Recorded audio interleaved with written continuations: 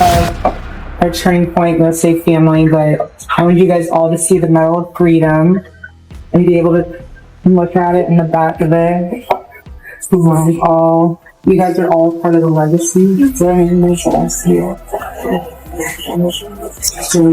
on the back, it's the first and last time I'll put a cross on it.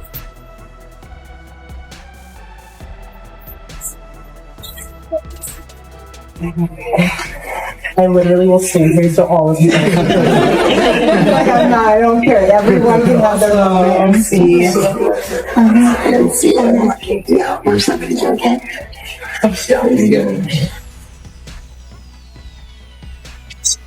Thank you. This is Erika Kirk. Draped in quiet luxury, she glides into the spotlight like she's stepping onto a stage built for this moment. The Medal of Freedom rests in her hands, not as an honor, but as a crown she's waited to wear. Her smile? It cuts through the silence like a blade. The air stiffens. The comment sections freeze. Millions lean in, not with admiration, but with unease. Because that smile isn't soft. It's loaded. The internet doesn't scroll past it. They loop it, zoom in, break it down frame by frame, chasing the tremor hiding behind her grin. Every blink becomes evidence. Every breath, a mystery. Something here is off, achingly off. Body language experts descend like forensic surgeons. They don't just watch, they dissect. Their findings ripple like a cold wind through group chats and late-night whispers. A single question takes root. Is this what grief looks like? Or is something darker leaking through the cracks? Grief has no script. It moves like a storm, unpredictable, uncontained. But here, the rhythm is wrong. It's almost rehearsed. And that's why the internet caught fire. Charlie Kirk wasn't a background figure. He was a political storm, loud, calculated, electric. The kind of man whose presence filled rooms and fractured the air. So why, in the ashes of his sudden death, does the energy feel less like mourning and more like a coronation? Erika didn't hide. She stepped into the blinding light within days, smiling like a woman who already knew the ending. No one dares police grief. But this gap between tragedy and performance isn't a gap anymore. It's a canyon echoing with suspicion. Then came Joe Rogan, the man who notices what others miss. He picked at the loose threads, circled the dates, and pressed on the quiet spaces no one wanted to name. No theory, no wild claims, just one haunting truth: the pieces don't walk together. And as analysts mapped every tilt of her head, every breath held too long, every blink delayed just a second too late, they didn't declare guilt. They did something worse. They cracked the silence open. And when silence breaks, suspicion spreads faster than the truth ever could. Necessarily think they know what's going on yet. There's a lot of weird shit going on with this. I know. First of all, there was that one guy who was the decoy. All right, so you got this guy who's an older guy who starts yelling out. Didn't he take his pants down? He took his pants down. This guy was at 9/11. He was at the Boston bombings. All the hits. He called in a fake bomb at another place. And then he did this at this thing.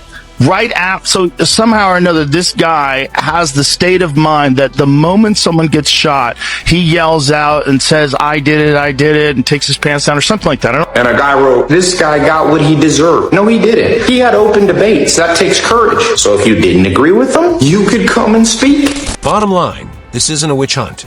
It's a storm of questions that refuses to die. Every new clip, every new frame, every whispered theory seems to multiply like wildfire, twisting the narrative in ways nobody saw coming. And if you're not watching closely, the next angle could flip everything on its head in a single heartbeat. In this video, we're tearing into the heart of Joe Rogan's unease, unpacking his sharpest doubts about how this entire situation is being handled. Nothing here is casual. Nothing here is clean. We've gathered expert dissections of Erika's body language, side-by-side comparisons to how real spouses crumble in public after tragedy, and the uncomfortable reasons why the internet branded her with that chilling nickname, the Happy Widow. But before we peel back Erika's own side of the story, understand this: the real plot isn't in what's said. It's in what's barely being shown. This kid who's not military trained. This guy, first of all, how did he get to the roof? How come nobody was looking? How come nobody was like, there's a direct line of sight between where he's sitting and those roofs? You guys didn't check? You don't have a drone? Like, that's insane. So he's on the roof, he shoots, he jumps from the roof. He jumps down 14 feet. Yeah, we saw didn't they have video of him jump? Somebody had a cell phone video of him jumping. There's a video of him jumping. So this guy, whoever it is, jumps off of the roof and lands. Whether or not he's even the guy who shot him, maybe he thought he was going to shoot him. Maybe he's a patsy. Maybe he did it. I feel like he's a plant. Did you see the video? Did you see the person doing the investigating on his mom's Facebook? No. You haven't seen this? Have you seen that, Jamie? Some dude online. His mom's got a weird Facebook. It's still coffee. Very trippy. It doesn't make. You have to trace the chain of events around Charlie Kirk with surgical precision, because the deeper you go, the stranger it gets. This isn't chatter anymore. It's a maze that twists where logic should straighten.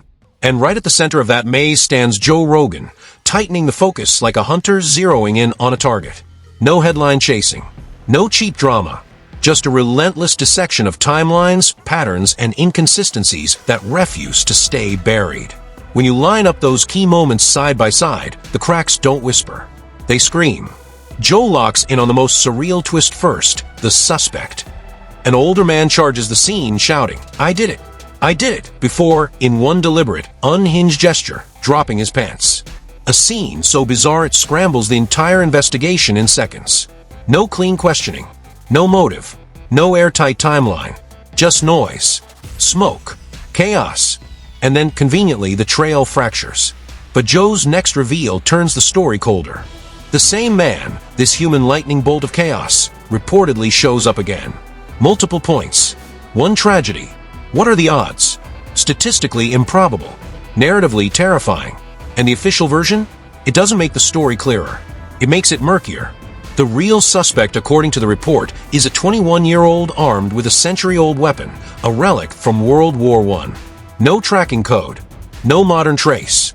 Authorities claim he dismantled it, stashed it in a backpack, scaled a rooftop, rebuilt it with flawless precision, and executed the plan without a single misstep.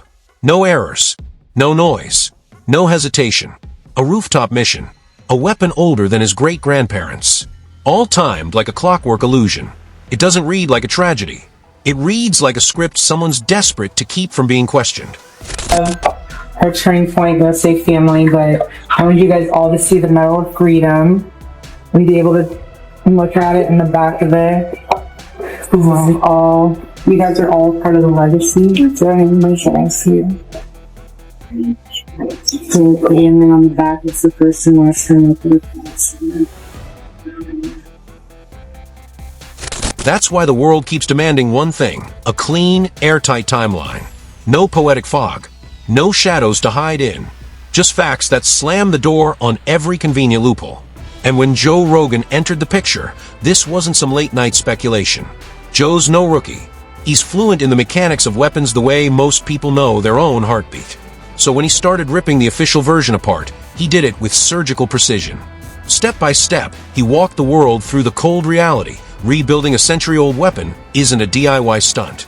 It's a grueling, exacting process, specialized tools, precise measurements, and steady hands trained through years, not months. Even professionals would sweat through hours of work to make it function. But this story asks us to believe a 21-year-old did mid-operation on a rooftop flawlessly. Then came a question that detonated across the internet like a flashbang. How did he even get up there? No guards. No drone coverage. No barricades. No red flags. Just a ghost, slipping into position without a single set of eyes catching him. Joe's reaction mirrored the gut instinct of millions. None of this adds up. He didn't dance around it. He snapped. This sounds like it was written by someone who's never touched real gear in their life. But he didn't stop there. He cut deeper, straight into the anatomy of psychological warfare. If you wanted people to stop trusting an investigation, he said, this is exactly how you'd build it. A staged confession. A witness that doesn't fit. Evidence gone missing. Contradictions planted like landmines.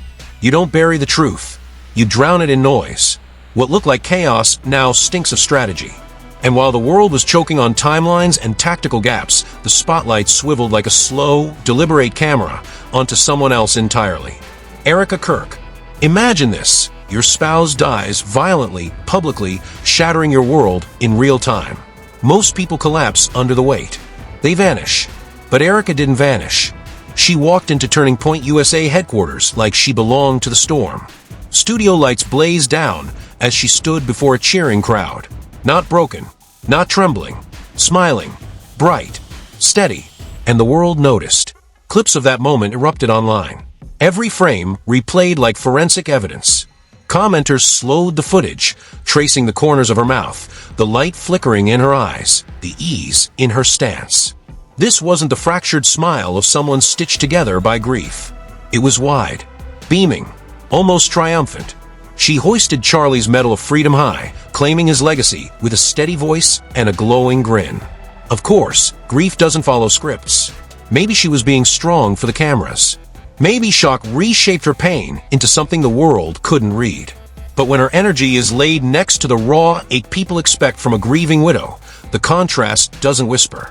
It scorches. He seems really upbeat, really happy, only days after her husband was assassinated. That looks like smiles. That looks like laughing and happiness and joy. So many people notice this. Erika was laughing right after her husband was assassinated. Now, I'm not saying she's celebrating. I'm saying it's weird. One viral comment sliced through the noise like a match to gasoline. Everyone grieves differently, but no one grieves like her. That single sentence exploded across timelines, echoing what thousands had been whispering, but no one dared to say out loud. And that's exactly where the narrative began to spiral out of control. Because that clip wasn't alone. It was just the spark. And the internet, hungry for patterns, started stitching together a bigger, darker picture. Piece by piece, frame by frame, a new story was forming, and it didn't sit right with anyone watching. Then another video surfaced. This time, Erika's stepping out of a car, wiping her face, looking fragile, like someone barely holding it together. On the surface, it should have drawn sympathy. It should have quieted the storm. But it didn't. Because the internet doesn't just watch anymore, it dissects. Commenters urged others to slow the footage down, frame by frame, pointing to how her eyes glistened without cracking, how the strain in her face felt rehearsed. Not broken, controlled. The mood shifted. What once looked like grief began to feel like performance. And the whisper in the crowd got louder. I'm excited. It's weird to say excited, but it's also very surreal to say it because I know that God will use all of this in a way that will glorify him, further Charlie's legacy, and Charlie's up in heaven just having... He's rooting us on. I know that. He's so rooting us on. Yeah. And then, like clockwork, the internet did what it always does. It detonated. Comment sections flooded like a dam burst. Words like bad acting, rehearsed tears, and scripted emotions echoed through millions of screens. Side-by-side edits started circulating, coldly matching Erika's facial expressions with movie scenes where actors fake cry for dramatic effect. And no, this wasn't just cruelty. It was that unnerving gap between reality and performance that so many viewers couldn't shake. Something about what they were seeing didn't fit. The grief didn't land. The emotion didn't stick. It's that gut-deep feeling you can't define, the one that crawls under your skin and whispers, something's off. That's exactly the pulse of the internet right now. But of course, maybe the world's reading this wrong. Maybe this is simply how Erika processes pain and pressure when the crowd is watching. Maybe. But the louder that maybe gets, the more uneasy the silence underneath it feels. Very much a real smile. The way that the eyes wrinkle, the way that the corners of the mouth go up, that all matches what would be a legitimate smile. So when people are saying, is she acting? Not right here, she isn't. That seems to be actual. She actually feels good right there. A way that always keeps Charlie first and his dreams alive and his legacy. And then afterwards she says keeps his dreams alive. When she raised her eyebrows, she wants you to understand she is planning on keeping his dreams alive. That's something she's actually feeling as she's talking about it, because when we raise our eyebrows, it brings attention to our face, and that's what she's focused on. You have to think so much of this is unconscious, so it's not like if she's trying to perform in some way that she could fake all of these things. What she's saying right now really does seem to be tied into how she's feeling. First, and his dream. People process pain differently, right? So, let's zoom out and set the stage properly. If the world is going to dissect Erika's every reaction, then it's only fair to weigh it against what undeniable, raw grief has looked like before. Remember when Kobe Bryant passed away? The shock didn't just ripple through timelines, it slammed into the world like a tidal wave. That was grief in real time, the kind no one can rehearse, no one can fake. Vanessa Bryant's loss was beyond comprehension. Her husband and daughter, gone in the same heartbeat. It was a tragedy that cracked the world open. And in that darkness, Vanessa didn't rush to cameras or cling to the spotlight. She disappeared into silence, carrying a pain too heavy to display. And when she finally did emerge, the weight of that grief was written in every breath, every glance, every pause. It wasn't just seen, it was felt. That's the kind of raw, unfiltered heartbreak people are now holding up as a mirror to Erika's response. And for many, the contrast is hard to ignore. Well, we will have consistency. The members. So we will have consistency. She really wants people to understand this. And that's what's interesting and what's different about when she's talking about this relative to some of what she's talked about before. So we're seeing a difference in body language here and what we saw at the beginning. At the beginning, she was connecting with the other people in the room, sharing stories, talking about Charlie, feeling good. Now she's talking about continuing the legacy of Turning Point USA and the Charlie Kirk Show. There is an intensity here. I think this is something she feels very strongly about. And so you're not seeing the smiles and the warmth in the same way at this point. And that's not being critical. I think that's just a difference in how intense she is and how serious she is about what it is that she's doing. The raw emotion from Vanessa was undeniable. You could see the pain in her eyes, hear the heartbreak in her trembling voice. That was grief in its purest form, wordless, heavy, and radiating through the screen like a pulse. And now, here comes the comparison that set the internet on fire. On one side, Vanessa Bryant, barely standing, red-eyed, clinging to fragments of strength as the world mourned with her. On the other side, Erika Kirk, glowing under the lights, smiling wide, speaking about exciting projects and big things coming. The contrast doesn't whisper. It detonates. It slams into the viewer like a shock wave, raw agony mirrored against polished composure. And that's exactly when the internet struck with a new label that spread like wildfire, the Happy Widow. It's harsh. It's brutal. Maybe it's even unfair. But when those two worlds, Vanessa's pain and Erika's performance, are laid side by side, people don't just watch. They react. Viscerally. We're not awkward. We're not like weird.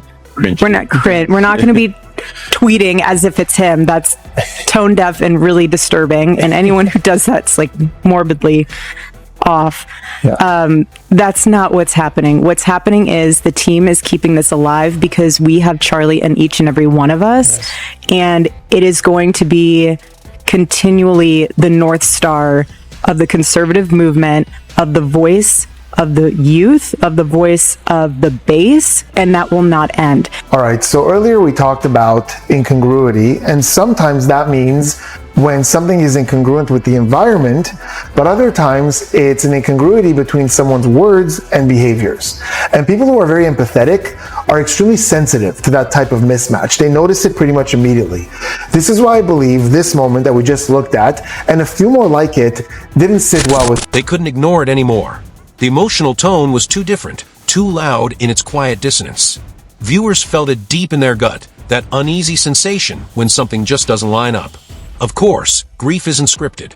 People fall apart in their own ways. Some retreat into silence. Some drown themselves in distractions. Some even smile through the wreckage. But what rattled people here wasn't that Erika's reaction was unique. It was how utterly detached it seemed from the gravity of what had happened. There was no shadow of mourning in her posture. No visible ache. Just confidence, enthusiasm, and talk of a bright, fast-moving future, days after losing her husband. And that's where the storm truly took shape. Viewers weren't just confused. They were stunned. This wasn't about questioning how someone grieves. It was about wondering if grief was even present at all. Then came the twist nobody saw coming. In the power vacuum Charlie left behind, someone had to step in and take the reins at Turning Point USA. That someone was Erika Kirk. I'm just gonna say it, Erika Kirk's behavior is unsettling as fuck. It's not conveying real grief, it's conveying performance. It's giving uncanny valley. Like, this woman came out on stage to pyrotechnics, timing her body language and her crying to the music. Then she gives a speech that comes off as more of a piece of performance art than it does as an expression of real grief. And when you look at that woman's face, there is not a single tear streaming down that woman's face.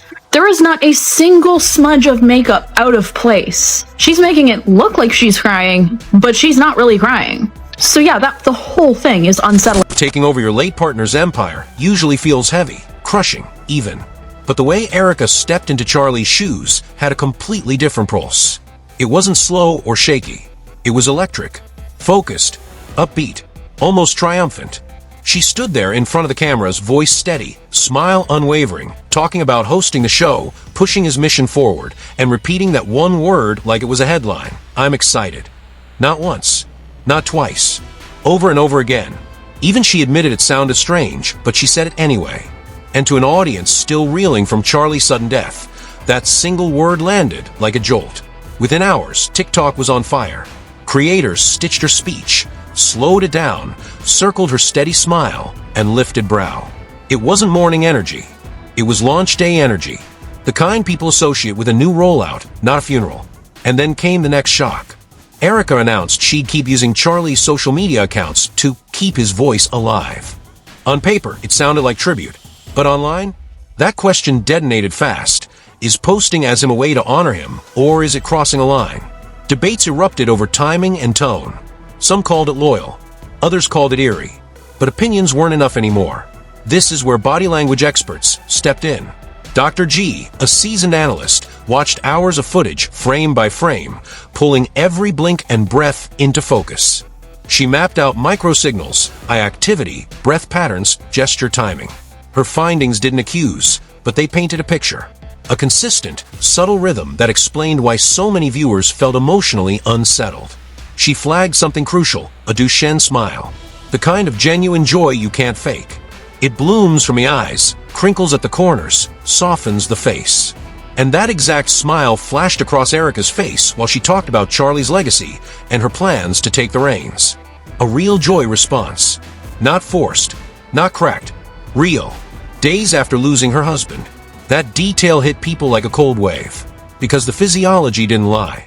Erika's emotional cues reflected happiness and confidence, not the ache of fresh grief.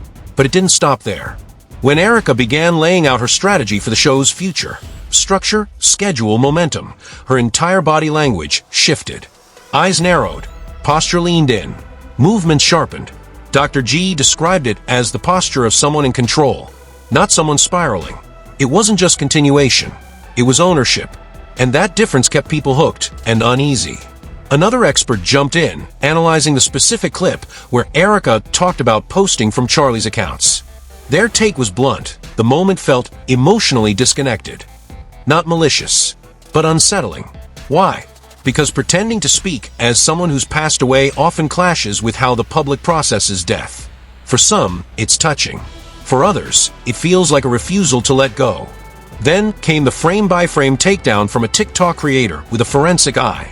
They broke down Erika's memorial entrance, bright lights, pyro bursts, swelling music.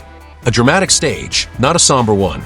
Maybe not her call, but the optics screamed louder than any speech.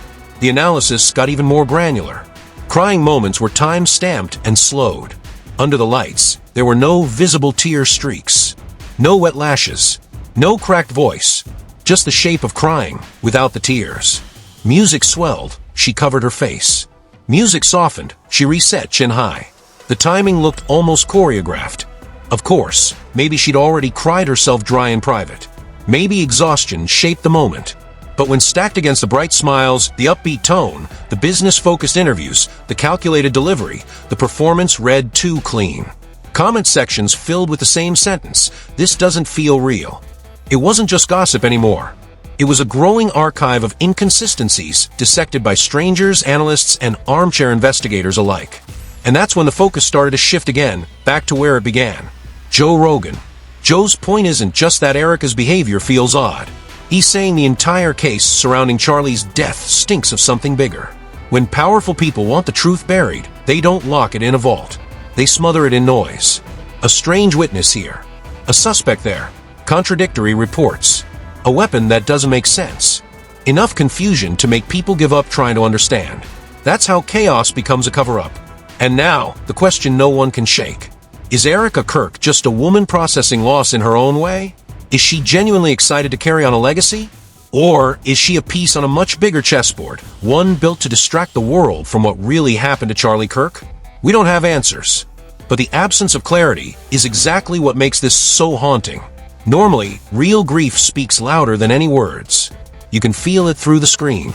With Erika, everyone's still asking the same uncomfortable question. Is she even grieving at all? So tell me, what do you think is really happening here? Is this shock, strategy, or something far darker? Drop your thoughts below. I read every single one. If you want to stay ahead of where this story is going, because it's getting stranger by the day, hit like, share this video, subscribe, and turn on notifications. The surface is just cracking, and what's beneath it may be worse.